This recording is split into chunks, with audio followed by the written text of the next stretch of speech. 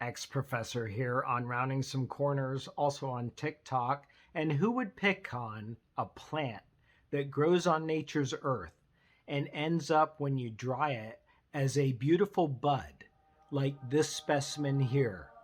A beautiful bud with crystalline colors that, when imbibed by a human being, delivers the goods, so to speak, without any adulteration, no modification with chemicals, and it delivers what it delivers. Who would be against that? And that, by the way, was courtesy of the state of Pennsylvania. This particular one is the brand Rhythm. It's an indica, and it's called Animal Face. Animal Face. Yeah, we're here to talk about Doxa.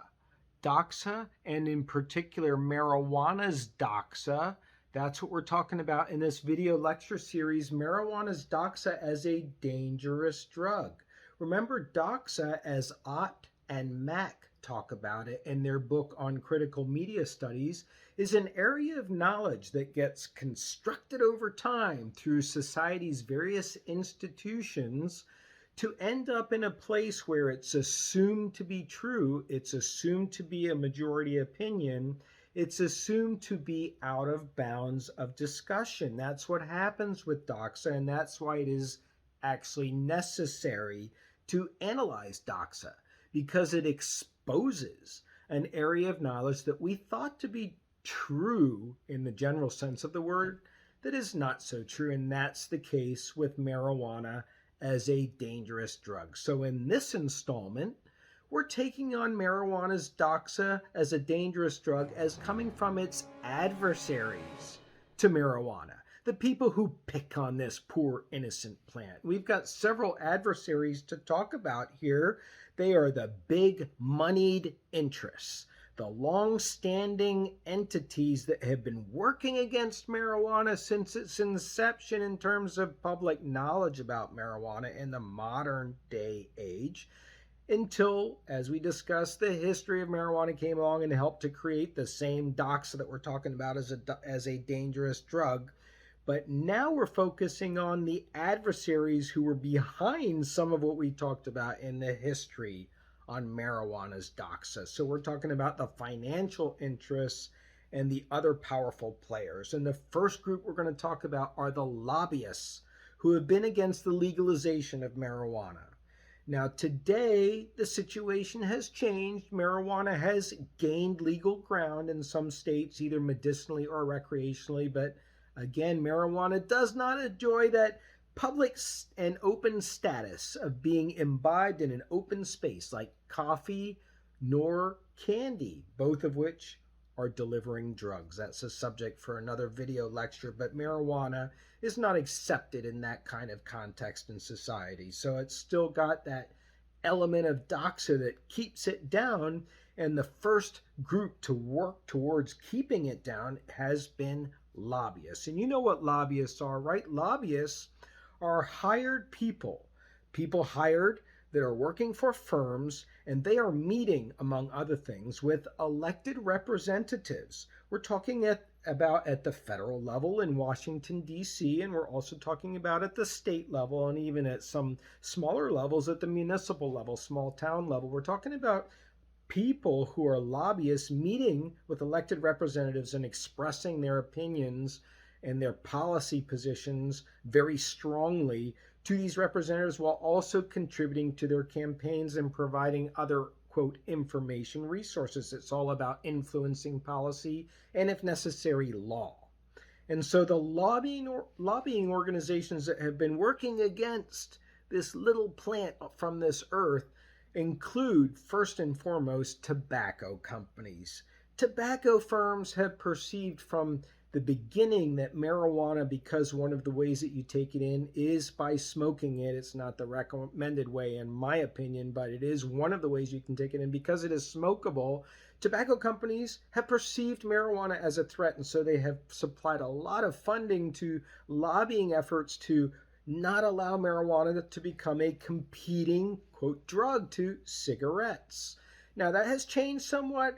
When marijuana started to become legalized and public opinion started to turn around, tobacco firms started to get in on the game. They wanted to join the parade, if you want to think of it that way.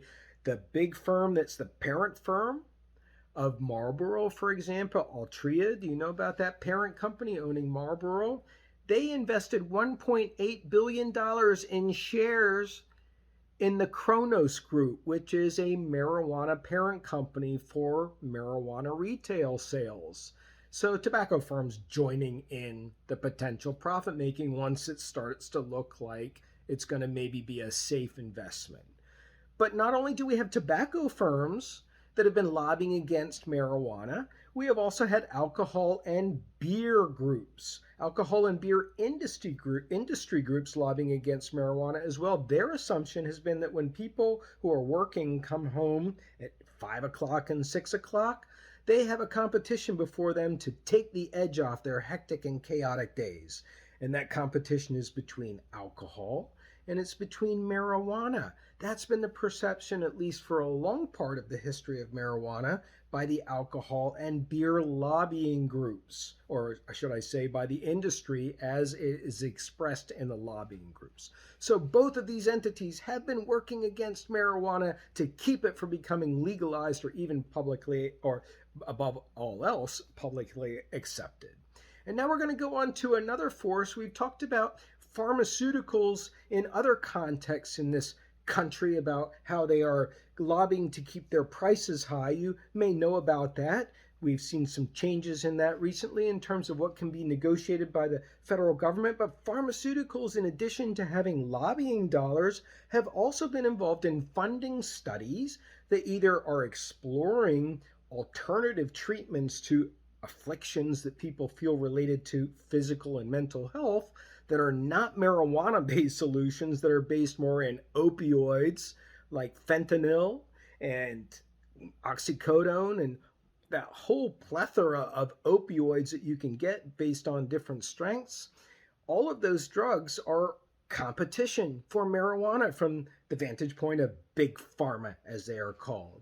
And that also includes, by the way, their holdings in companies that produce over-the-counter painkillers like Advil and Tylenol and even aspirin. All of these are in competition in the eyes of big pharma to marijuana. And so there have been studies that have been funded with big dollars to make sure that marijuana doesn't come out as a viable alternative treatment. And perhaps someday we will see marijuana sold in a pharmacy like it should be, and then we will know it has gained equal status alongside the treatments that big pharma has been promoting, essentially in the form of compressed pills.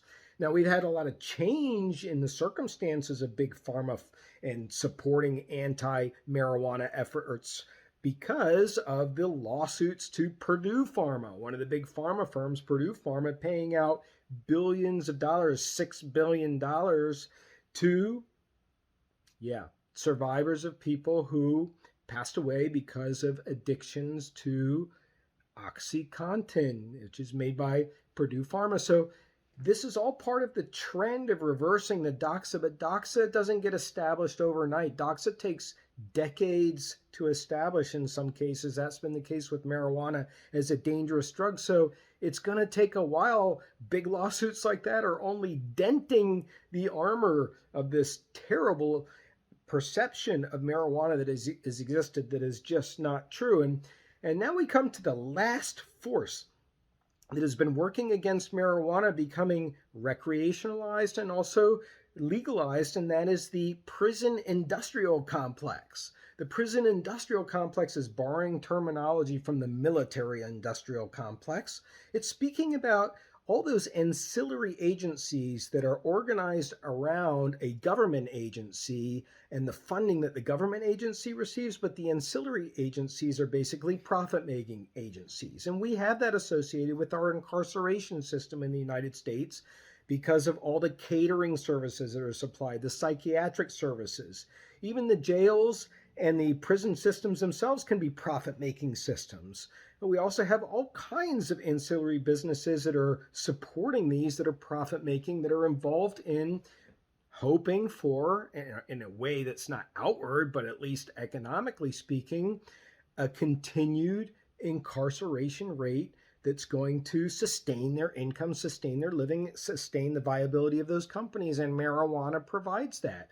It's almost impossible to estimate how many people are sitting in prisons and jails right now because of marijuana. The incarceration rate is difficult to come to find out because of the marijuana charged people can also have charges for other crimes that they're in jail for. But the best estimate is from the Last Prisoner Project. The Last Prisoner Project is devoted to advocating for the release of marijuana prisoners and other areas of marijuana freedom for people who have been sentenced to marijuana for a crime, and that includes expunging their records. And so the Last Prisoner Project estimates that in the United States there are approximately 32,000 people in jail because of marijuana offenses, and at the state level that's about 22,000, and at the federal level that's about 10,000.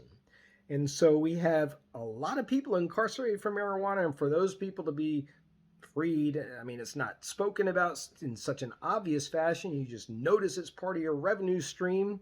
That would be a big blow. And so the prison industrial complex has not been so open to it.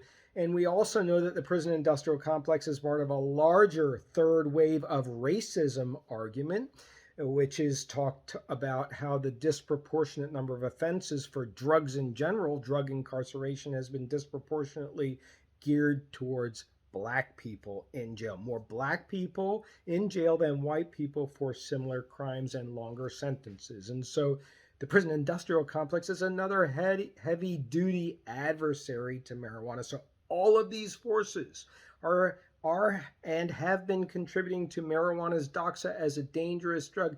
It's very difficult to pull back the layers of Doxa, but that's what we are doing in this video lecture series. We are trying to help out this little plant that grows on nature's earth and can end up in a cup of tea and take away the dangerous drug Doxa that it has lived with. Thanks for joining us.